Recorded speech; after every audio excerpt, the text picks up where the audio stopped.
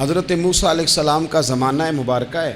ایک شخص نے اپنے کزن کو، اپنے چچا کے بیٹے کو، چچا زاد کو قتل کر دیا اور خود ہی اس کا مدعی بن کے حضرت موسیٰ کے پاس آیا کہ بتائیے جناب میرے اس بھائی کو کس نے قتل کیا ہے؟ حضرت موسیٰ نے ایک سادی سی بات کی. کیا فرمایا؟ وَإِذْ قَالَ مُوسَىٰ لِقَوْمِهِ إِنَّ اللَّهَ يَأْمُرُكُمْ أَن تَذْبَحُوا بَقَرَةً. حضرت موسیٰ علیہ السلام نے اپنی قوم سے کہا کہ اللہ تمہیں حکم دیتا ہے کہ ایک گائے ذبح کرو. گائے کا کچھ حصہ مقتول کو مارو، وہ خود اٹھ کے بتا دے گا مجھے کس نے قتل کیا ہے. یہ پہلا سپارہ ہے قرآن مجید کا، آپ اس کو دیکھ لیں. یہ آیت نمبر 67 سے شروع ہو رہا ہے. تو اب وہ چونکہ ذبح کرنا نہیں چاہ رہا تھا، اس کو پتہ تھا کہ مجرم تو میں خود ہوں، وہ ذبح چونکہ کرنا نہیں چاہ رہا تھا تو اس سے کہا کہ مارو ایک حصہ گائے کا، اس کو تو یہ اٹھ کے بتا دے گا. تو اس نے جواب کیا دیا؟ قالوا اتتخذون ہزوا، کہنے لگا آپ میرے ساتھ مذاق کرتے ہیں، کبھی ایسا بھی ہوا ہے؟ قال اعوذ باللہ ان اکون من الجاہلین. حضرت موسیٰ علیہ السلام فرمانے لگے میں اللہ کی پناہ مانگتا ہوں میں جاہلوں میں سے ہو جاؤں. ہر وقت مذاق کرتے رہنا یہ تو جاہلوں کا طریقہ ہے. کن کا ہے؟ حضرت موسیٰ نے کہا ہے، قرآن پاک ہے. ہر وقت مذاق کرتے رہنا، خوش طبعی اور چیز ہے، مسکراتے رہنا، لیکن کسی کا مذاق ہر وقت اڑاتے رہنا کن کا طریقہ ہے؟ جاہلوں کا. جب کہا نہیں ذبح کرنی ہے تو اب ذرا دیکھیے کرنا نہیں نہ چاہ رہے. قالوا ادع لنا ربک یبین لنا ما ہی، کہنے لگے اے موسیٰ پھر آپ نہ رب سے دعا کریں کہ وہ ذرا کھول کے بتائے وہ گائیں کس طرح کی ہو. ارادہ نہیں نہ ذبح کرنے کا، آپ دعا کریں. قال انہ یقول انہا بقرۃ لا فارض ولا بکر. فرمایا کہ رب کہتا ہے وہ گائے نہ بوڑھی ہو نہ زیادہ بچیا ہو، عوان بین ذالک، ان کے درمیان ہو، یعنی جوان گائے ہو. فافعلوا ما تؤمرون، کرو جس کا تمہیں حکم دیا جا رہا ہے. قالوا ادع لنا ربک یبین لنا ما لونھا. لو اگلی بات سن لو.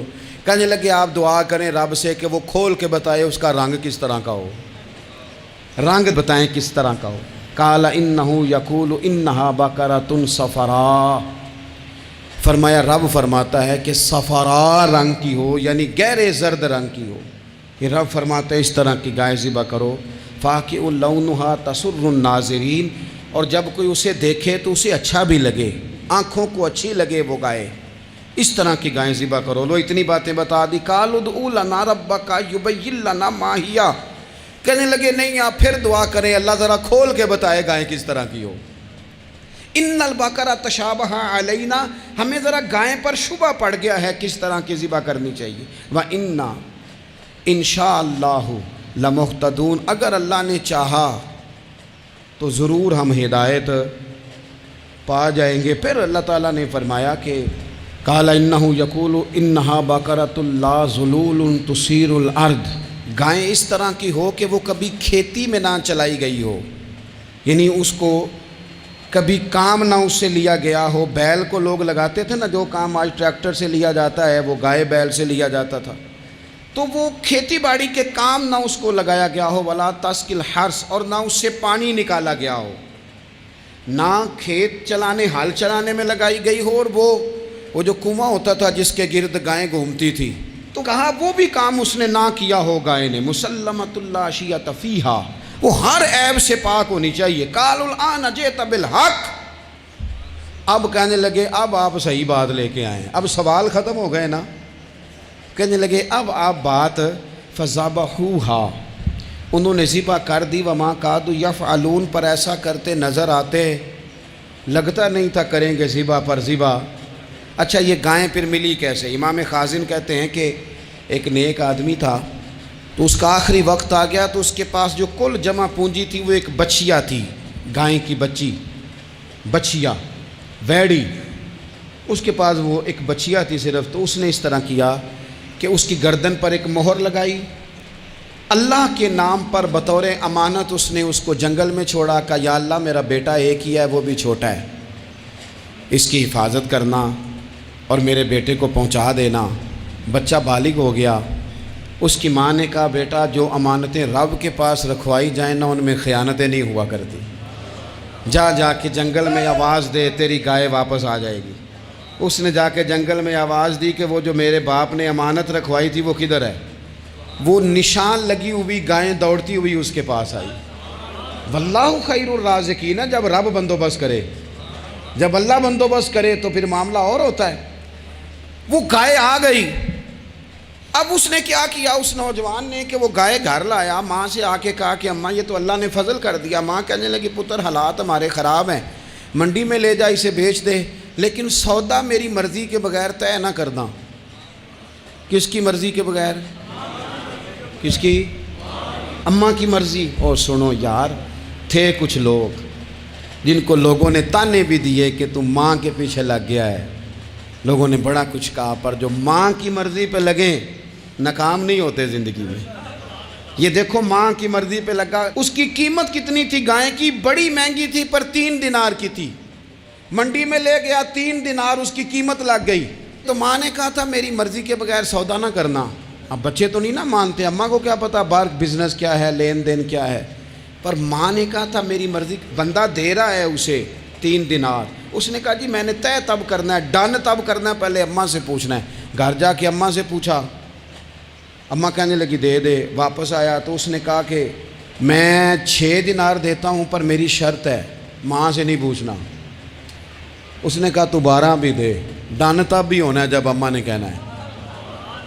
وہ جب اس طرح کی اس نے گفتگو کی، واپس اپنی والدہ کے پاس گئے، کہنے لگے اماں سمجھ نہیں آتی، 3 دینار کی گائیں بندہ 12 میں خریدنے کو تیار ہے، شرط لگاتا ہے کہ اماں سے نہیں پوچھنا۔ تو والدہ کہنے لگی پتر پہلے اس سے جا کے پوچھ کیا وہ ہے کون؟ یہ کوئی روحانی معاملہ ہے، کوئی غیبی مدد ہے، پوچھ۔ اس سے جا کے پوچھا تو وہ کہنے لگا میں تو فرشتہ ہوں اللہ کا، تو نے گائیں بیچنی نہیں، اس لیے کہ تیرا باپ بھی نیک ہے، تیری ماں بھی نیک ہے، رب تیرے رزق میں برکت پیدا فرمانا چاہتا ہے۔ ماں باپ نیک ہونا رزق میں برکت ہو جاتی ہے۔ ماں باپ نیک ہوں، ان کی صالحیت کا اثر پہنچتا ہے بچوں تک۔ رزق حلال کما کے لانے والے ہوں تو گھر میں برکت ہوتی ہے۔ جا کے کہا کہ تیرے ماں باپ نیک تھے، اسے نہ بیچنا گائے کو، تو کیا کریں؟ کہنے لگے بنی اسرائیل والے سوال کر کر کے خود مشکل میں آ گئے۔ اب وہ ایسی گائے جو جوان بھی ہو، یہاں تو ہر غریب آدمی اپنی گائیں یہاں لگا دیتا ہے، کھیتی باڑی میں یہاں لگا دیتا ہے، کنویں میں پانی نکالنے میں تو یہاں تو ہر ایک کی گائیں، تو ایسی گائیں جس کا رنگ بھی اتنا پیارا ہو، زیادہ بوڑھی زیادہ بچی بھی نہ ہو، اور ابھی تک کھیت میں بھی نہ لگی ہو، وہ سوائے تیرے کہیں نہیں ہے۔ اس نے کہا چل پھر مہربانی کر بتا میں کتنے کو دوں گائیں، اگر وہ آ جائیں تو کتنے کو بیچنی ہے؟ اسے کہنا کوئی نہیں، ریٹ تو زیادہ کرنا ہی نہیں۔ ان سے کہنا گائے کے اندر سے گوشت نکال دیں اور جتنا گوشت ہے اتنے پیسے بھر دیں، اس کی کھلڑی بھر دیں۔ اب وہ بنی اسرائیل والے ڈھونڈتے پہنچ گئے، کہا جناب گائیں 3 دینار کیا 6 لے لو۔ اس نے کہا نہ بھائی، ذبح کروں گا، گوشت نکالوں گا، جتنا وزن گوشت کا اتنے پیسے بھرو گے کھال میں تو پھر گائے تمہیں ملے گی۔ اب مجبور تھے، کیا کرتے؟ ابن کثیر حدیث لائے ہیں، امام سیوطی نے در منصور میں بھی لکھی ہے، نبی پاک صلی اللہ علیہ وسلم نے فرمایا سنو جوانوں اور اسے دل کی تختی پہ لکھو، نبی پاک علیہ السلام نے فرمایا اگر بنی اسرائیل والے زیادہ سوال نہ کرتے تو اتنی مشکل کا شکار نہ ہوتے۔ انہوں نے سوال اتنے کیے کہ چارہ نہیں ہے اب ان کے لیے، چارہ نہیں ہے اب ان کے لیے کہ یہ ادھر ادھر جا سکے، مجبوری بن گئی، یہی گائے خریدنی ہے، یہی لے جانی ہے۔ اب اتنا سارا مال جمع کر کے وہ گائے خریدی، ذبح کی، تو مقتول کو جب اس کا ایک حصہ مارا تو اس نے اٹھ کے کہہ دیا یہ جو مدعی بنا ہوا ہے نا، یہی تو میرا قاتل ہے، یہی تو میرا قاتل ہے، یہی تو ہے، اس نے یہ سارا کام کیا۔